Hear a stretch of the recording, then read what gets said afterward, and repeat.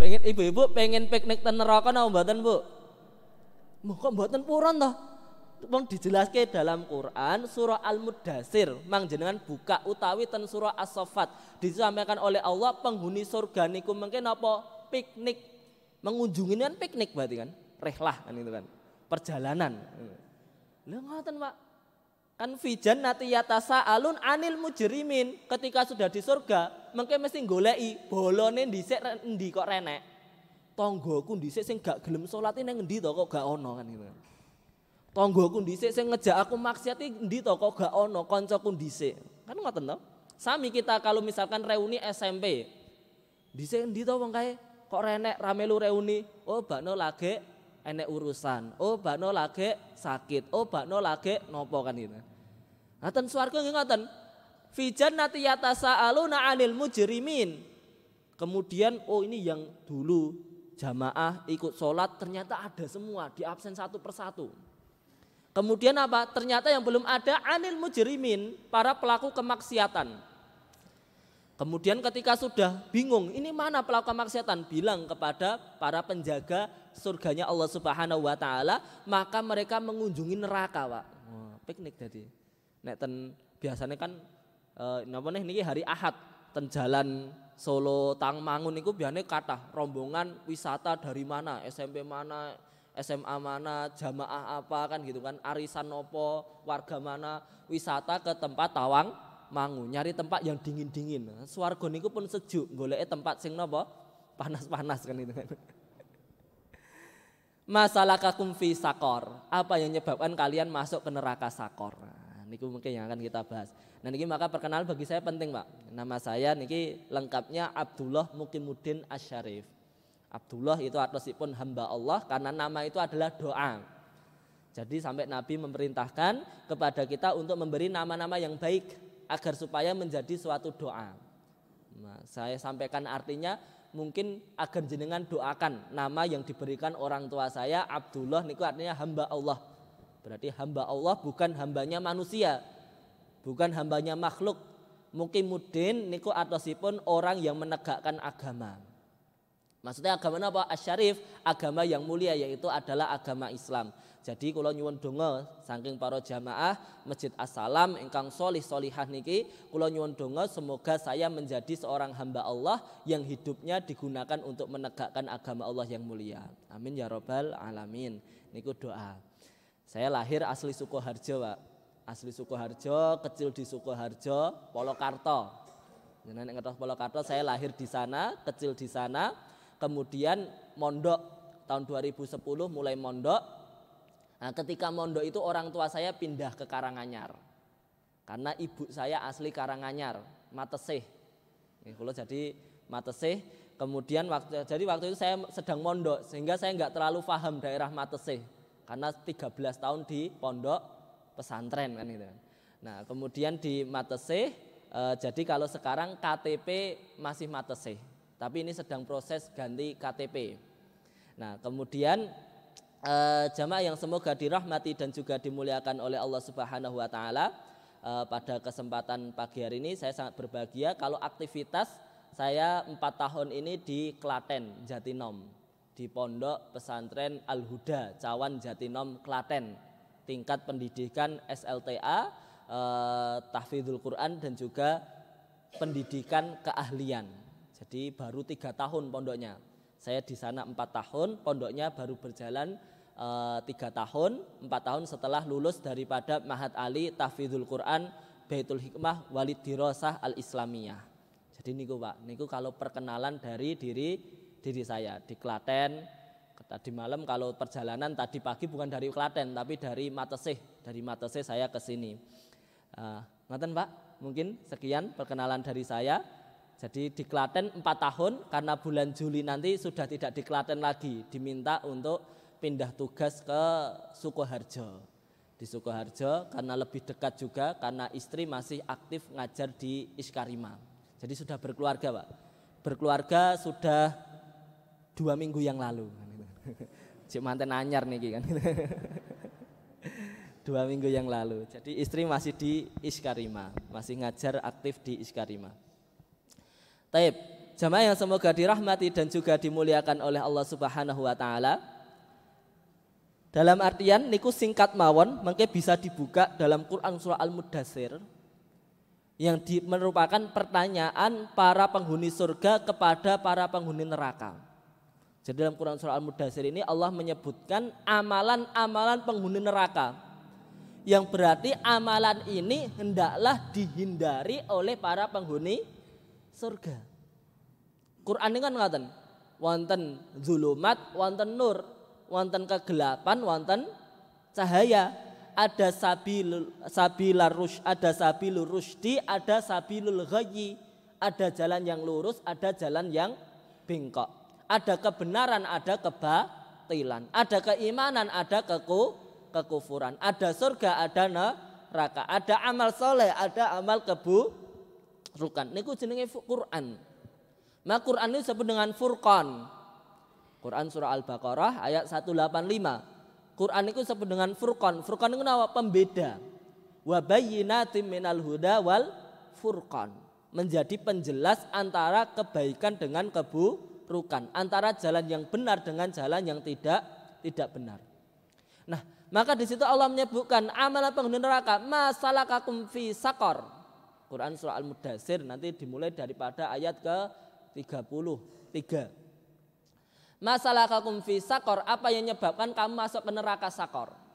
Pertama ternyata qalu lam nakum minal musallin. Niki singkat mawon, Pak, materinya. Yang materi tentang Al-Mudatsir.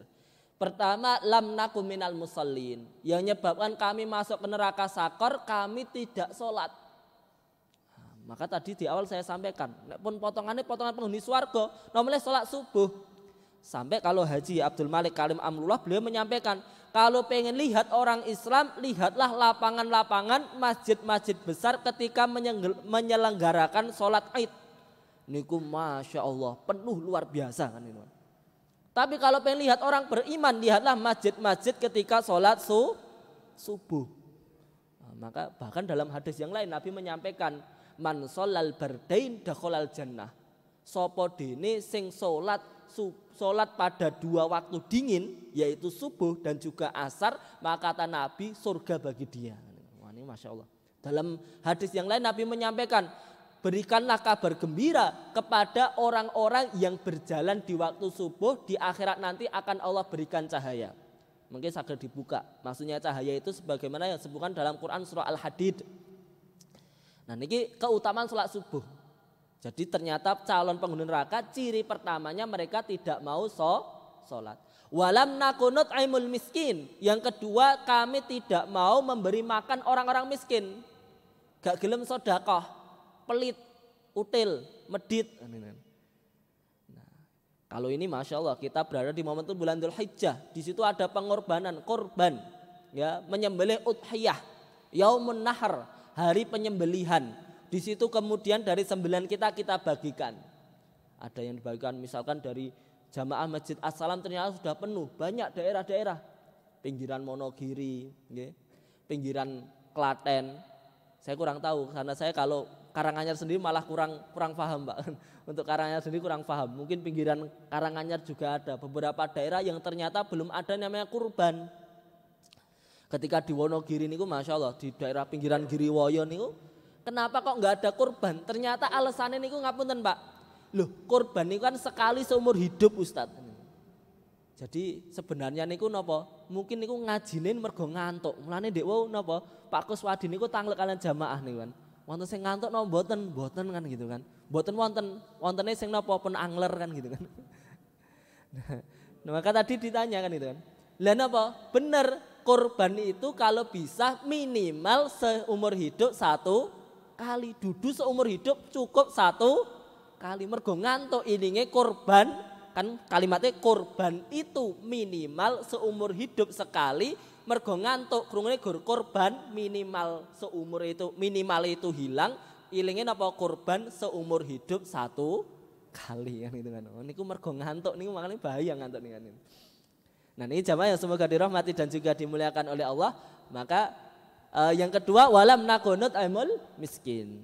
Yang ketiga, niki sing rada abot, wa kunna nakhudu ma'al khaidin.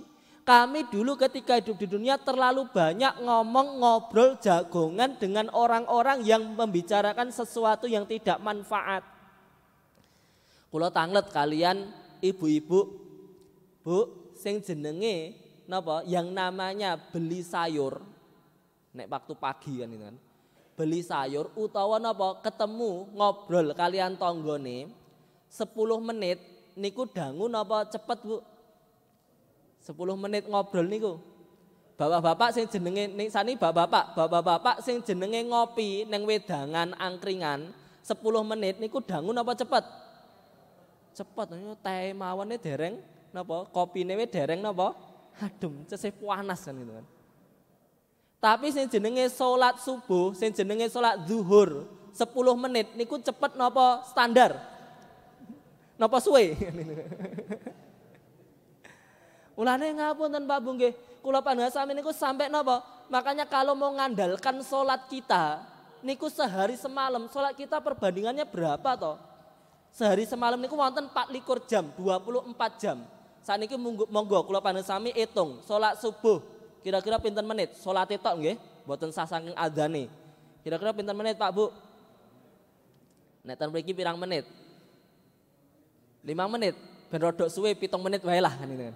Salat subuh misalkan Masjid As-Salam 7 menit kan. Niku nek jamaah, nek dhewe 2 menit turah-turah Ustaz. Kan ngoten kan.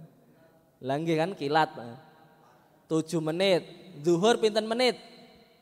7 juga saja, asar juga 7, 21 menit. Maghrib pinten menit? 7 juga. 28 kita genepkan. Subuh, zuhur, asar, maghrib 30 menit. Isya 10 menit. 30 tambah 10 sehari semalam 24 jam kita hanya sholat 40 menit. Niku wonten 20% apa mboten Pak Bu? Gak ono Pak no. Lah ngoten niku meh diandalke. Lah menapa kok kula sampe ke ngoten niku meh diandalke? Lah kadang salat aja sampai rampung Al-Fatihah, nembe rampung takbiratul ihram lho. Lah takbiratul ihram tumakninah, salat niku napa? Ndek wau nitih motor. Wonten kantongane, langsung kelingan, kemutan. Allahu Akbar. Kuncine wis tak cabut urung ya kan ini. Salate madhep ngulon, pikirane ngetan ngulon ngalor kidulan itu. Lah ngoten niku sing meh dibanggake pundi? Mulane pentingnya salat jamaah ngoten niku. Disampaikan orang kalau salat jamaah itu maka saling melengkapi satu dengan yang lainnya. Maka sampai Imam Asy-Syafi'i itu menyampaikan kenapa kok salat Jumat itu beliau kalau Imam Asy-Syafi'i kenapa kok salat Jumat itu salah satu syaratnya yaitu adalah 40 orang karena beliau mengambil ibrah dalam suatu riwayat sebutkan tidaklah berkumpul 40 orang kecuali salah satunya adalah seorang wali. Berarti kalau sholat Jumat 40 orang mesti ada satu orang wali, mesti ada satu orang yang khusyuk. Kenapa? Karena kalau ada satu orang yang khusyuk sholat berjamaah semua pahalanya ikut yang khusyuk.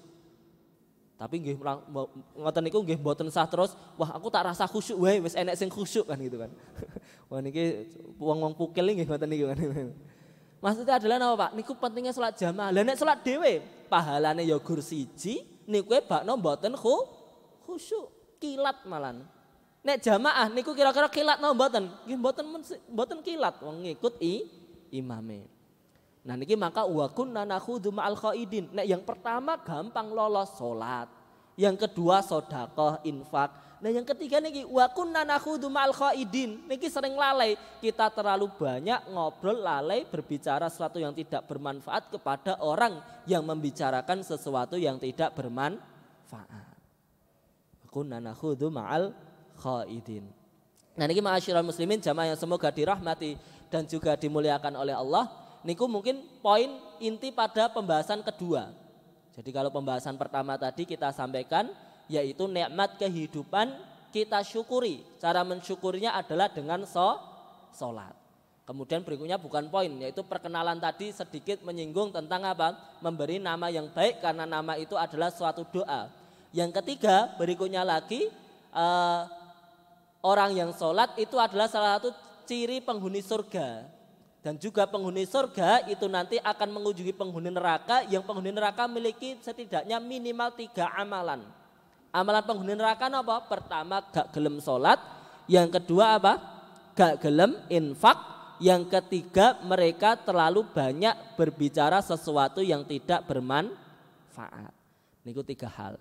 Nah niki ma'asyiral muslimin, dan semua amalan soleh yang kita kerjakan itu ada hari-hari mulia yang telah Allah siapkan, yang mana di hari-hari tersebut apabila kita mengerjakan kebaikan dilipat gandakan oleh Allah, apabila kita bermaksiat juga akan dilipat gandakan hukumannya oleh Allah Subhanahu wa taala. Dalam Quran surah At-Taubah Allah Subhanahu wa taala menyampaikan inna iddatash syuhuri indallahi 12 syahran fi kitabillahi yauma khalaqas samawati wal ard minha arba'atun hurum. Dari 1 tahun kata Allah ada 12 bulan. Dari 12 bulan tersebut ada 4 bulan haram. Haram niku artosipun apa? Mulia. Ada tanah yang mulia disebut dengan tanah haram. Ada masjid yang mulia disebut dengan Masjidil Haram. Ada bulan yang mulia disebut dengan bulan haram. Bulan haram niku wonten 4 Pak, wonten sekawan. Kata Nabi 3 bulan berurutan, yang 1 berpisah. Yang berurutan niku napa? Bulan Dzulqa'dah, Dzulhijjah kalian bulan Muharram. Yang berpisah bulan Rajab. Niki berarti dieling-eling. Wonten bulan, kalau Ramadan itu bukan bulan haram, tapi mulia karena keistimewaan namanya puasa Ramadan.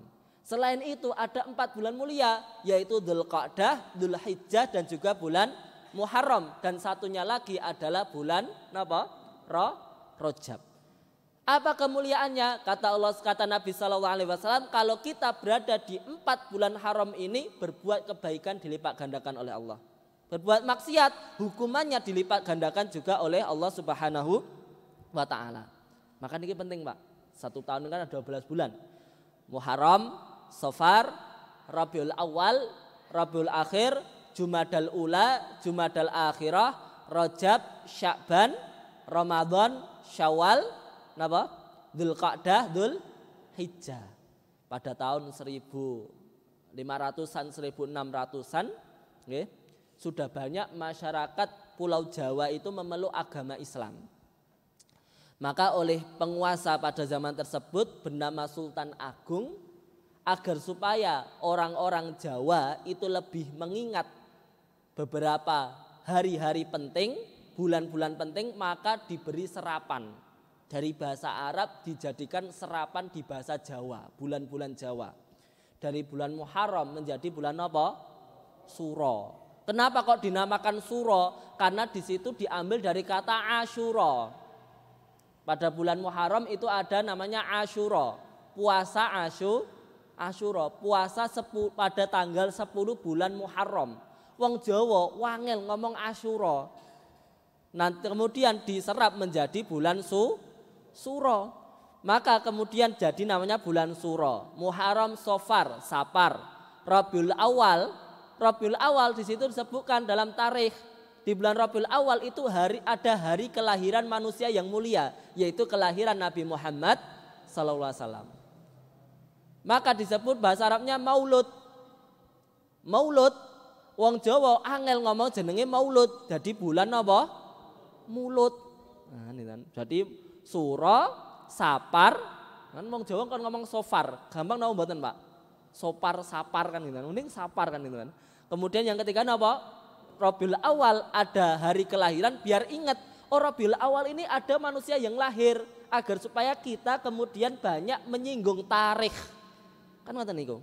Nek bulan Rabiul Awal kan mesti pemateri kajian, khutbah Jumat, bahkan sebagian tempat mengadakan kajian tabligh akbar untuk mengingat perjalanan hidup Nabi Muhammad sallallahu alaihi wasallam. Maka diberi namanya bulan Mulud. Setelah bulan Mulud nggih bakdo Mulud. Kemudian setelah itu Jumadal Ula. Jumadal Ula kalau orang Jawa menyebutnya Jumadil Awal. Jumadal Akhirah nyebutnya Jumadil Akhir. Kemudian Rajab disebut dengan bulan Rajab. Kemudian Sya'ban disebut dengan bulan Ruwah. Ramadan biar ingat disebut dengan bulan Poso, Syawal, Kemudian Dzulqa'dah kalian besar. Menapa besar? Oh ini hari besar. Selo nggih Dzulqa'dah biasanya sebut selo juga nggih. Besar, kenapa sebut besar? Karena pada hari ini ada ibadah yang paling besar. Paling besar dalam artian membutuhkan kesanggupan bukan hanya fisiknya, tapi juga kesanggupan maliyahnya. Yaitu ada namanya ibadah apa? Haji. Rukun Islam yang kelima yaitu menunaikan ibadah haji. Biar supaya semuanya ingat. Nah dari semua itu maka itu bulan mulia 4 ini. Sehingga 4 ini menjadi sangat mulia. Dalam artian misalkan ngapunten, kalau di zaman Nabi, bukan di zaman Nabi nggih, riwayat Aisyah radhiyallahu taala anha yang biasa diambil nggih, diambil hikmahnya oleh orang-orang untuk menikahkan putra-putrinya. Biasanya di bulan apa? Syawal. Jenenge Syawal kan kathah wong mantu. Itu kan berasal dari riwayat daripada Aisyah, beliau menyampaikan Nabi melamar beliau di bulan Syawal, kemudian menikahi beliau di bulan Syawal, maka adakah orang yang lebih mulia, merasakan kemuliaan daripada saya dalam artian untuk menikah di bulan Syawal. Kenapa Pak? Padahal sebelum Nabi Muhammad menyampaikan risalah agama Islam, sebelum menikahi Aisyah, namanya bulan Syawal itu bulan yang dijauhi oleh orang-orang musyrik untuk menikahkan putra-putrinya. Jadi nek bulan Syawal itu gak ono sing gelem nikah. Ini bulan keramat, gak oleh nikah ten bulan Syawal.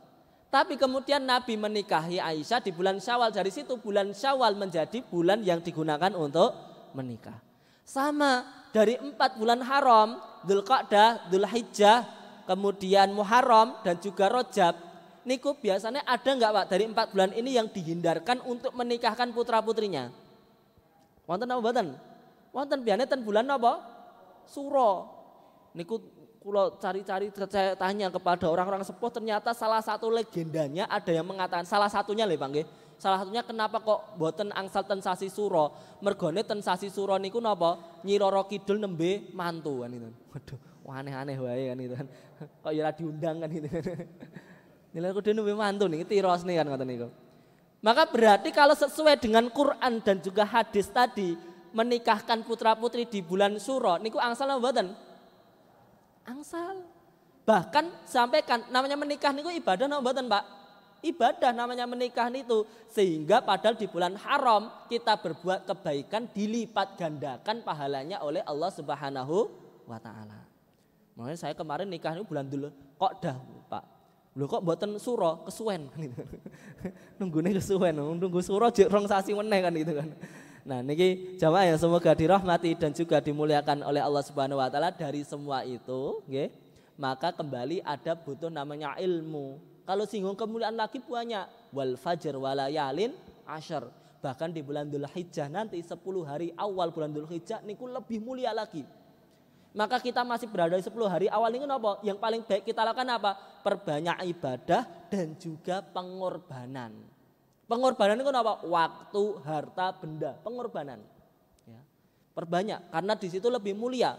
Bagi yang mampu haji ya berangkat haji, bagi yang belum maka perbanyak amal ibadah, sholat, perbanyak puasa, perbanyak sedekah dan juga segala macam bentuk amalan-amalan soleh lainnya. Niku keutamaan daripada bulan-bulan yang telah dipilih oleh Allah Subhanahu wa taala.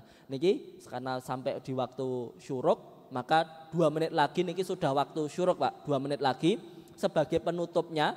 Tadi sudah kita singgung mulai masuk bulan Dzulhijjahnya, kita singgung. Niki jadi materi kajian aslinya materi kajian 4 pertemuan niki, Pak. Tapi saya singkat jadi 1 pertemuan saja kan itu. Nah, mergone saya ragu bulan depan bisa ketemu lagi kan belum tentu kan. Jadi saya singkat mawon kan itu kan. Yang berikutnya lagi di bulan Dzulhijjah biasa disinggung kisahnya Nabi Ibrahim alaihi salatu wassalam. Nah, niki kula singgung hikmah kesimpulan dari kisah Ibrahim yang ada dalam Quran. Yang pertama, Ibrahim itu adalah pemuda yang soleh. Maka seorang pemuda yang pengen meneladani Ibrahim, karena Ibrahim ini sudah dijadikan laqad kana lakum fihi uswatun hasanah. Sudah pada dalam Ibrahim itu adalah suatu suri tauladan.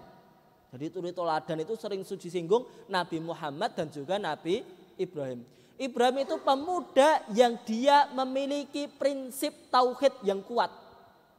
Maka para anak-anak muda ini maksudnya yang belum berkeluarga utamanya, itu hendaklah menjadi seperti Ibrahim, pribadi yang memiliki akidah yang kuat. Ikuti kajian-kajian ya. Yang bagaimana kajian lebih intensif. Nek kajian setiap hari Ahad niku mboten levelnya anak muda. Anak muda itu pengajiannya tambahi. Bagaimana berakidah yang kuat. Ini disebutkan oleh Allah dalam Quran surah Al-Anbiya. Man fa'ala hadza bi alihatina qalu sami'na fatay yadhkuruhum yuqalu lahu Ibrahim. Fata, pemuda namanya Ibrahim. Memiliki prinsip akidah yang kuat. Kemudian yang berikutnya lagi, maka beliau punya akidah yang kuat, beliau adalah orang yang soleh. Orang yang soleh, maka ketika dia ingin memiliki keturunan yang solih solihah, mencari pasangan yang soleh dan juga solihah. Niki bagi bapak-bapak kalau punya putri, berarti nanti kalau ada yang melamar putrinya, pastikan dulu tanya sholat subuhnya bagaimana, keimanannya bagaimana, ikut aktif kajian apa mboten.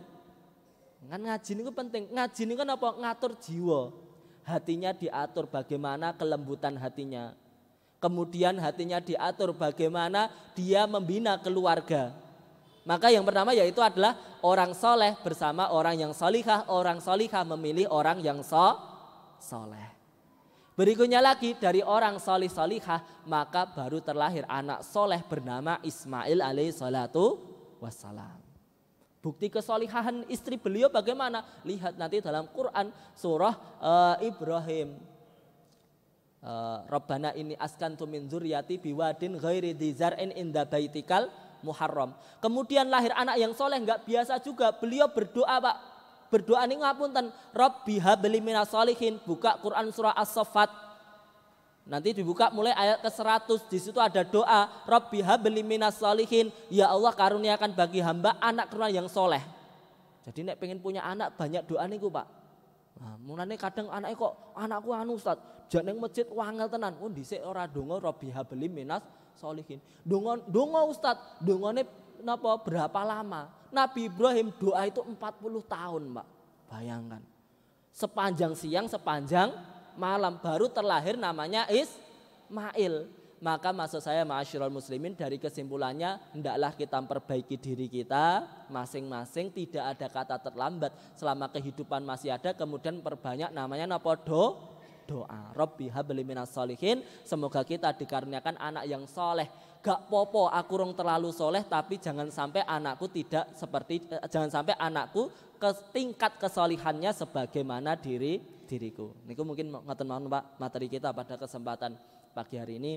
Semoga memberi manfaat bagi diri saya dan juga jamaah sekalian, yaitu dimulai daripada mensyukuri nikmat kehidupan kita dengan bersolat, dengan solat menghadap Allah Subhanahu wa taala, kemudian dengan perbanyak doa dan juga mengingat hari-hari yang penting untuk kita isi dengan banyak amalan soleh yang ternyata nilainya tidak sama dengan hari-hari biasa pada umumnya.